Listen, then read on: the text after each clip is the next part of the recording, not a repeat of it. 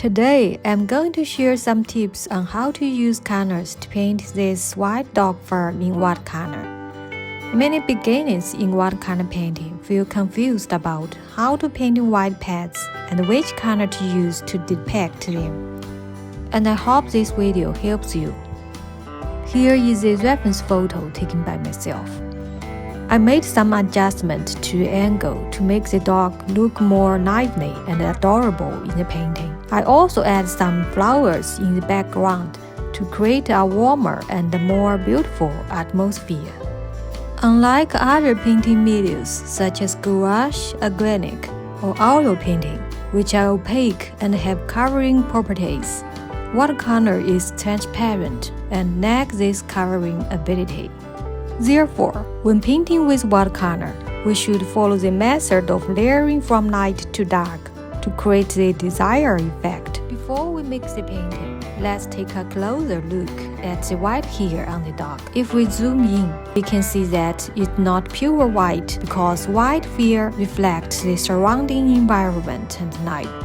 It will show subtle variation of different colors. Here we can see the very light color on the white firm shadow. By using these subtle shading and color changes, we can create an interesting and vivid presentation of the white fur.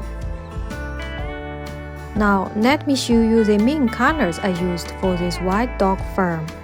Here you will see that the color I used are diluted and soft, creating a watery effect. The main colors are yellow lemon, yellow ochre, brilliant pink or blue, permanent green, violet, ultramarine, burnt sienna. Since the color is diluted so light, it almost appears as white fur. We used this watery pigment as the base color for most of dog's fur. We need 2 or 3 layers to make the dog hair shape shadow. Please note that every layer needs to be watery and lightly. Otherwise, you will mistakenly painting a white dog with colored hair. You may need practice to control this skill, and don't worry. Failure is the mother of success. We can gain experience and skill from field practice.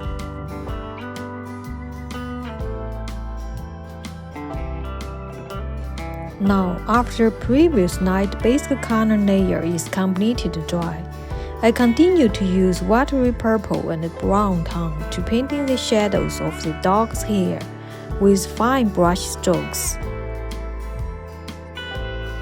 As I haven't painted dog's eye and nose, which is the darkest part of the dog portrait, so there is no dark color contrast.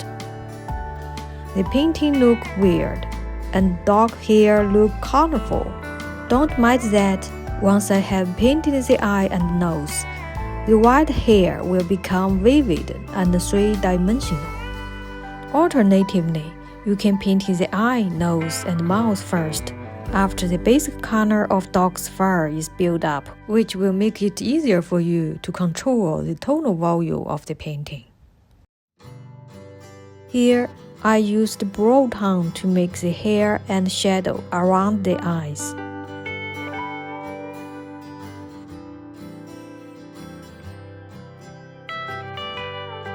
Now I have painted in the eye, nose, and mouth. The dog's white fur is almost visible. I continue to check the total value of the painting and make some adjustment. I hope you discovered this interesting secret by the end of the painting and enjoying the evolution.